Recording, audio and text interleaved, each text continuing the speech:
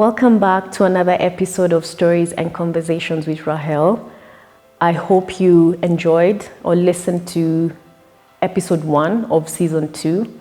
And as I said on episode 1, I'm really excited for this season. It's going to be a little bit different, but obviously centering around the same conversations and the things that I'm passionate about, or rather the stories that I'm passionate about. So for this episode, I'm going to be talking about mental health. And mental health is a topic that I'm particularly passionate about.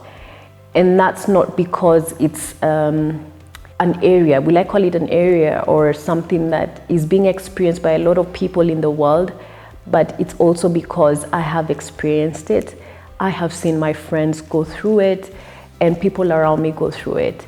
So it's definitely a topic that I'm really passionate about, and today I'm going to be sharing my own personal story or my own personal journey around mental health. And this is particularly about what I went through for the better part of the end of last year. So where do I begin? As I said on my last episode, I got triggered last year, so the end of a bit of the end of last year, and to be honest with you guys, that was one of the darkest moments of my life. If I was to quantify or to qualify what happened, we will have, this episode will go on forever. But I just want to share with you what I went through, and hopefully this story is going to be an inspiration to people out there, to one person out there, to share your story, because your story is, a way of healing. I believe that sharing stories is a way of healing, and it has been a place for healing for me, because when I share this with my friends, and even sharing right now, this is still my process of healing. So last year, I'm going about my work. As I said last time, I had won these awards. I was at the peak of my career. I had gone back to entrepreneurship, and I was really enjoying it. It was a time of my life. I was contributing to an organization that, is centered around an industry that I'm really passionate about, or rather a topic that I'm passionate about, which is healthcare access. So it was really exciting for me. And I was just going on with my life, doing my thing. And then all of a sudden, something just triggered me. Something triggered me as I was going through my work. And it just started as, a dark day where I don't want to get out of bed. And I just started feeling lethargic. And it was like, I don't want to do anything. I don't have energy for anything. And I was like, why am I feeling like this? And one thing about me is I'm a very strong person, or people say I'm strong. But let me tell you guys, by the way, that myth of strong people is not there. To me, that facade of being strong is like, putting a curtain or putting a barrier to the world to protect yourself. And that's what I do. So my strong personality comes out because I'm protecting myself from whatever is happening in the world. And that's why sometimes I can come off as tough, right? So, with my strength, or what is perceived as my strength, I was like, I'm gonna bounce out of this. What is this? What are you talking about? Like, I'm gonna get out of this. But I wasn't getting out of it. I wasn't. And the days continue getting gloomy and gloomy and gloomy. And with mental health, mental, it's in the mind. So my mind was just scrambled. Like, my mind was scrambled for such a long time. I started losing sleep. I started becoming anxious. I lost my confidence. My friends and people around me who know me know that I'm a very confident person. So when I walk into any situation, when I go into meetings and all that, the confidence normally comes out. But this particular situation rendered me powerless. I was helpless.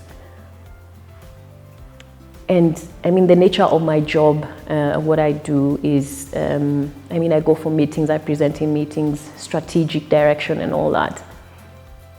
And I just lost everything. I could not even think of anything in particular in terms of strategy, and yet I was contributing to this organization and they were depending on me to share my ideas, implement my ideas.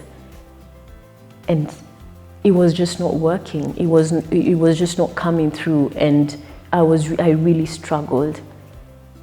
And because the expectation was so high for me, I just kept on going, but yet my days are gloomy, yet I'm not sleeping well. And I struggle, guys, I really struggled for a long time. And one thing that I never thought would ever happen to me was even my outlook changed. And what I mean by outlook is the way I look, the way I dress, everything around me. Or about me just changed all of a sudden, because I was in this deep hole that I was really trying to mask and at the same time trying to get out of, and I just couldn't. So I'm in this deep hole and I'm really trying to get out, and it's not working out. So it started manifesting physically. I started getting unwell. I lost my appetite. I've lost sleep at this point. I'm not sleeping. I'm having terrible headaches. And it's just bad and bad and bad. And as I said, I was really trying to get out of it because I thought, I had the strength to get out of it, but I was just not getting out of it. And one thing about me and, my faith in God, I started praying about this, and I was like, God, I don't understand why this is happening to me. But it's like I wasn't getting an answer, or I wasn't getting resolution. So I was defeated, guys. I was defeated for a minute. I was defeated. And another thing about me is I'm a solutions-oriented person. I'm a fixer. So I thought I could fix myself. I was just not fixing myself. And the resources were there. People were there around me. But I just couldn't see it. I was trying to look for my friends through all this and trying to figure out who can actually be there for me. And most people had their own thing going on. Last year was really crazy for a lot of people. So I didn't get the support that I wanted. And when you're going through a dark period, you want a particular kind of support. You want someone to come to your house with a bowl of soup, or, call you out and tell you, let's go for a drive, or let's go for a glass of wine, or let me just come and sit by you. And I did not get that. I did not. So I was just like, again, going back to God, and I'm like, are you punishing me for something? What have I done? So the hole just continued getting deeper and deeper and deeper. Even at some point, I could not sleep in my house. I had to go to my sister's house, which is more than 20 kilometers away, just to fall asleep.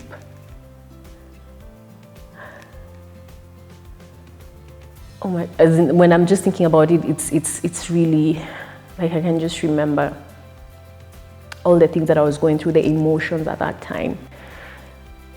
And here I am losing weight. My clothes are not even fitting me. I'm trying to mask the pain when I go for meetings, when I'm meeting friends. It was just the worst kind of pressure ever that I've ever experienced in my life. So, I mean, with time, I started telling myself, like, I need to accept this situation and figure out what I'm going to do about it. But, I mean, at that particular point, I think it was either a month after or 2 months, I can't quite remember. Then I remember one of my very good friends, my best friend, Gideon, just started talking to me and asking me how I am and all that. And we started sharing together. And surprisingly, he was going through a similar journey. Maybe not to the extent that I was going through, but a similar journey. And we related. And, you know, I felt like someone actually understands me. And anyone who's gone through a mental health phase knows that sometimes when you try to explain it to some people who do not understand or who have never experienced a mental health breakdown, they will not get it. They were like, you know, they will ask you like, what do you mean? You can get out of it, you can snap out of it, but it's not about snapping out of it. It's something that you never anticipate. I never thought in my life that I will ever go through this, but it happened. So anyway, so here I am with this friend, and we are walking this journey together, and we kept each other, how do I put it, maybe accountable, yeah? So he would call me and ask me, did you sleep yesterday? Did you eat? Did you do this and that? And that encouraged me to seek help, right? And I did. I sought help, but maybe too late into the whole ordeal, but the help that I actually needed at that particular point. And it helped. And then surprisingly, as I continued just hoping to get out of the process, I met a lady who understood me without question, like she never questioned anything. And this is a stranger that I met when I was, you know, away from Nairobi. I'd gone out of town, and I met this lady, and we just started talking, and we clicked. And I was like, wow, maybe God is actually listening. And that was the first sign for me that there is actually hope. I mean, apart from my friend, I felt like for this lady, there was hope. And she walked with me. She prayed with me every morning at 6 a.m. We used to get on a call if I'm not in Nairobi, and we used to pray together. When I was out of town, we were together. We used to either go to where I was staying or I'd go to where she was staying, and we would have these conversations and we would pray. We would walk to the beach and just sit and look at the waves. And it was, you know, the healing process that had started. So the healing process had started.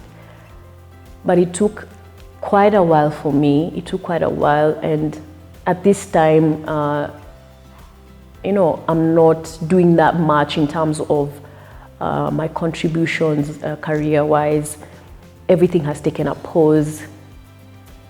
So I also started stressing out about that, because I was like, this situation has made me lose a big part of myself. But that notwithstanding, I mean, I continue with the healing journey. And the most amazing thing about this story is I reconnected with someone that I hold so dear in my heart, my mom. And for the first time, she actually understood the journey that I have been on, career-wise and, you know, personal journey. And that really made us come close to, like, me and my mom, I mean, we have a relationship, but it wasn't as deep. So we reconnected and we talked about everything. And I just felt a sense of relief and a sense of hope at the same time, that this journey is actually, you know, there's a reason for me to go through this journey. So to cut the long story short, I started the healing journey working with all these people around me. My mom calling me all the time, my sister who's always been there for me, my friend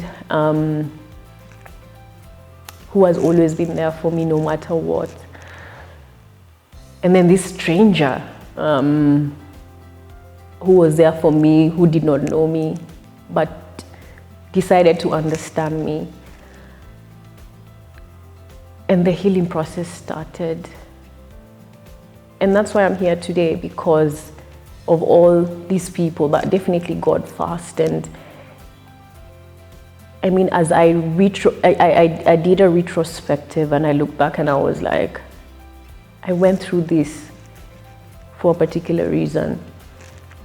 And I had to understand, I got that understanding later on. When I was in it, I was, oh my gosh, what is going on? Why is this happening to me? But later on, I'm getting this realization that this was actually meant to happen. So I learned a lot of things.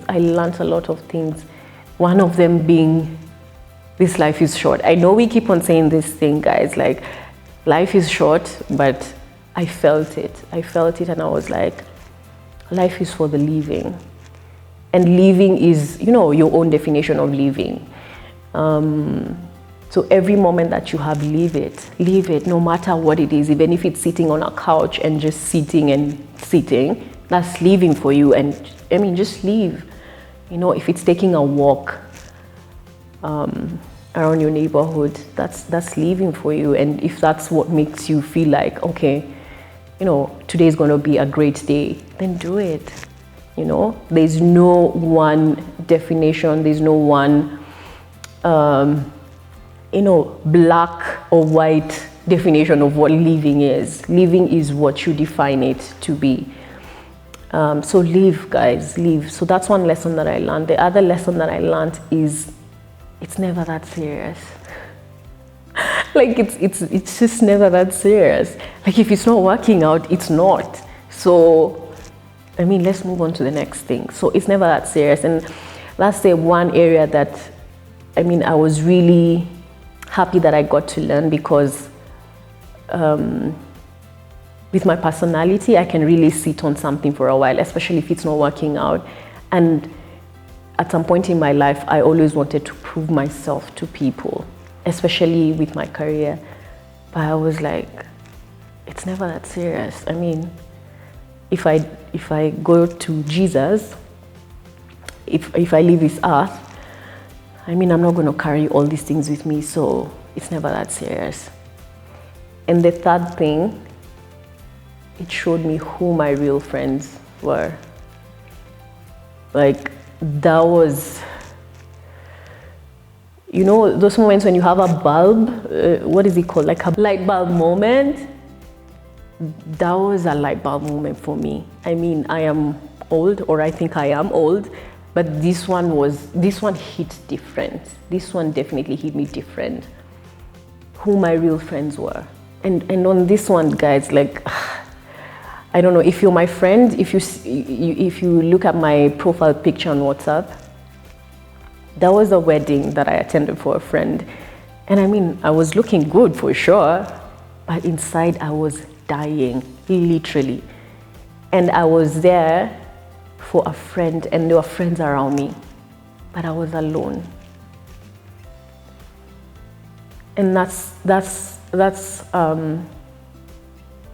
one lesson that just, as I said, hit me different. And I get emotional when I think about it, because have you ever heard the statement that you have people around you, but you are alone?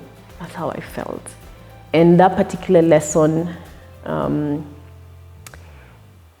made me change a lot of things about how I interacted, or how I interact with people who call themselves or term themselves to be my friends.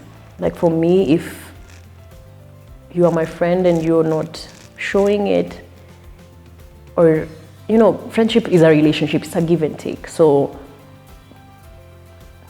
if there's more giving than taking, then that's not for me. But I learned from this ordeal that I definitely have fewer friends than I thought. And that's not necessarily a bad thing. Let me tell you, you'd rather have 2 friends who are there for you rather than 10 friends who are not. So that was a great lesson for me. And the last one is,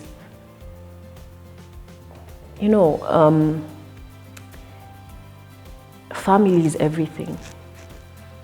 Family is everything. So that was my journey. And let me actually say this is actually, again, another big thing that happened to me, the silver lining. As I was recalibrating, as I said in the previous episode, recalibrating on this God-given vision and where I'm going to with this podcast and with these stories and conversations, I met an amazing person who we clicked, understood my vision. And I remember the first time when we met, we sat and talked for hours. And I mean, this is the first time I'm meeting this person. And we just talked and talked and talked and talked. And I was like, wow, this is amazing. And this person, interestingly, has gone through a similar journey in the past. And he has shared his story in his channel and in other forums. And I'm so glad that he's going to be my guest in the next episode. And he's going to share his experience with his journey, mental health journey, and why he speaks about it, and who he is. Like, you actually get to know who he is as a person and what this journey has led him to. I don't want to give so much information because I want you to tune in to the next episode. But I really hope that my personal story has given you perspective on how to deal with your own challenge, mental health challenge, or even a moment where you're feeling down, when you're feeling like you've lost something and you don't know how to move forward. I hope you can see that there's always a silver lining to every experience that you have, and I hope you will find it, and I hope that you will see it.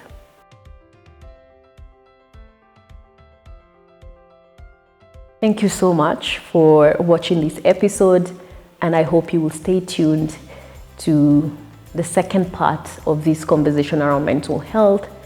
And as I said, I will have a very amazing guest. So tune in and see you next week.